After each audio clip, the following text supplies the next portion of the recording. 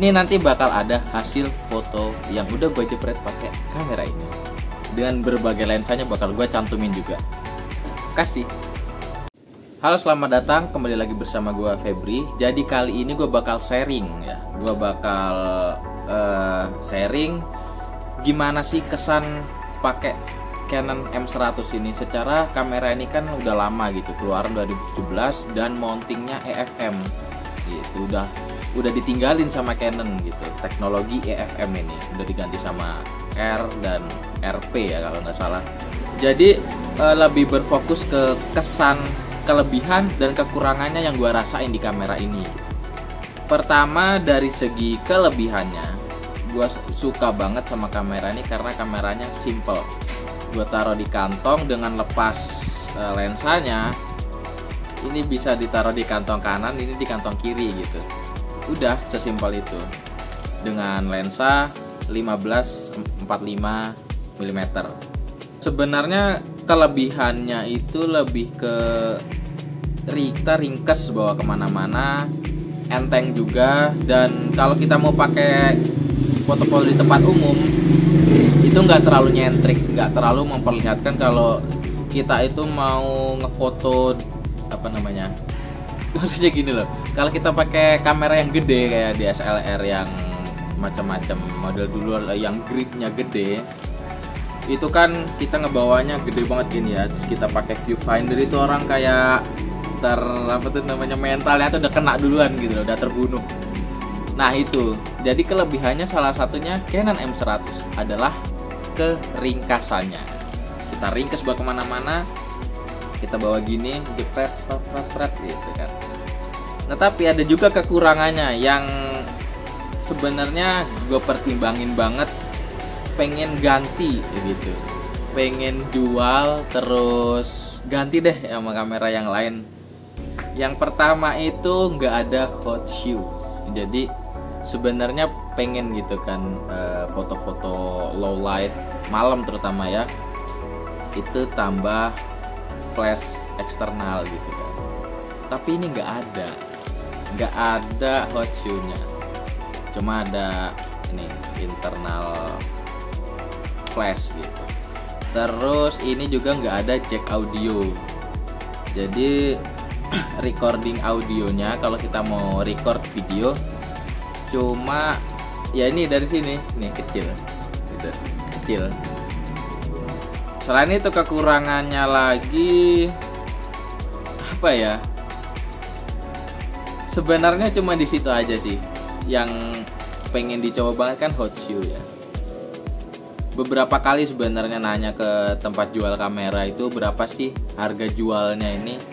Kemarin kalau nggak salah sempat nanya di salah satu toko kamera itu ada di harga 3.500.000-an harga jualnya kita kesana.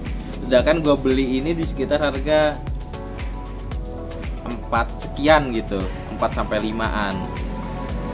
Kan sayang ya, karena kan secara sensor ini udah bagus, autofocusnya juga udah bagus, terus ini udah flip screen juga, touchscreen lagi.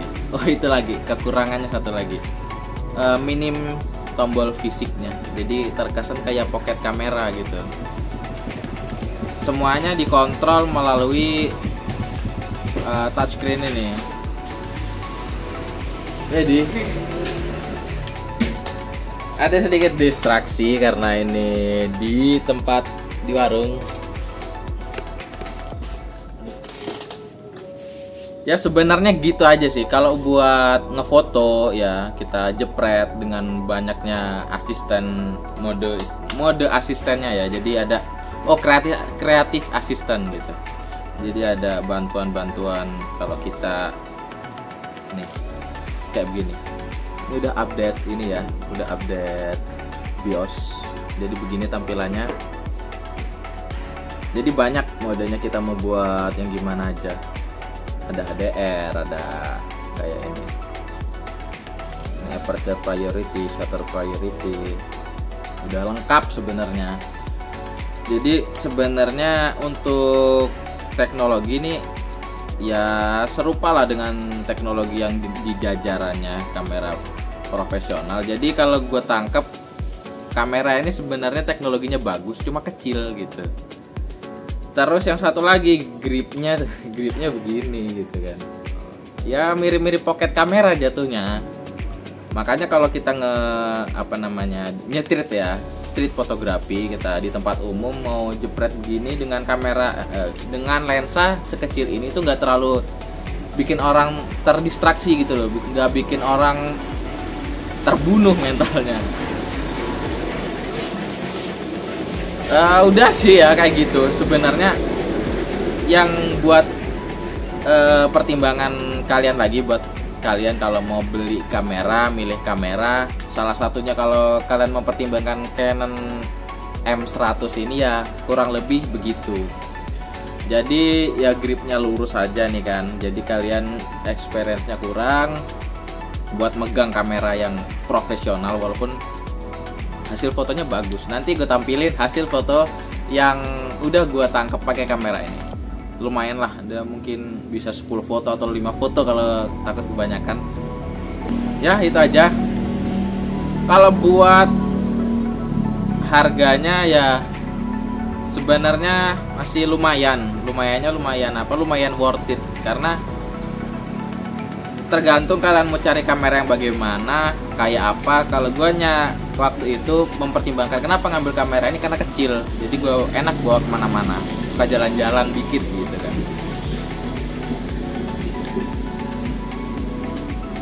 Oh iya, gue juga mau kasih tahu, gue ada beberapa lensa.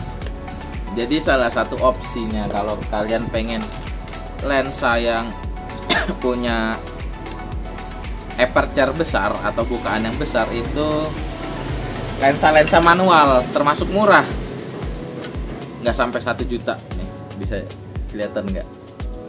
Oh ini fokus. Ini nih. Nah tuh selebar apa? Selebar kalau ngeliat duit tuh. Terus harus ini juga ya, karena ini belinya online, jadi kita percayakan sama toko. Ini kebetulan dapat yang unit bagus banget. Waktu itu pernah beli yang pertama kali, terus agak kurang, gua tukerin sama ini IS2 50 mm. Ya begitulah, sesuai sama harganya. Tapi buat yang ini build quality-nya bagus banget. Kapan-kapan gue bakal buat video untuk kasih tahu hasil jepretan dari lensa ini di M100. Buat ini juga, jadi sesuai aturannya ya, karena ini kamera APS-C, jadi ada crop factor sekitar, kalau Canon itu 1,6 kalau nggak salah. Jadi tinggal dikali aja, 50 dikali 1,6 itu dapat kurang lebih 80 atau 85 mm gitu. Jadi ini termasuk masuk ke tele gitu loh. Kalau di full frame ini jadi lensa potret yang kebanyakan. Tapi untuk ngedapetin 50 mm di APS-C, makanya gue beli ini, lensa 35 mm dari Meike. Dan yang pastinya kalau mau pakai, tutup dulu. Dan yang pastinya kalau mau pakai lensa ini, mounting yang EF, lensa DSLR, kita harus pakai adapter. Adapternya dari Meike juga, jadi Meike fans. Karena apa? Harganya murce. Ya ini kan, kita masukin. Nah, tinggal kita karena ini mountingnya FM, sini FM, kita masuk sini. Jadi ya begitu ya, penjelasan singkat, panjang dan macam-macam mengenai gimana experience gue pakai EOS M100. Masih worth it nggak di tahun 2025 akhir ini, atau mungkin masih relevan di tahun 2026 mendatang, atau 2027 sekalian. Kurang lebih begitu. Experience-nya semua orang gua rasa juga begitu. Ini nanti bakal ada hasil foto yang udah gue jepret pakai kamera ini. Dengan berbagai lensanya bakal gue cantumin juga. Kasih.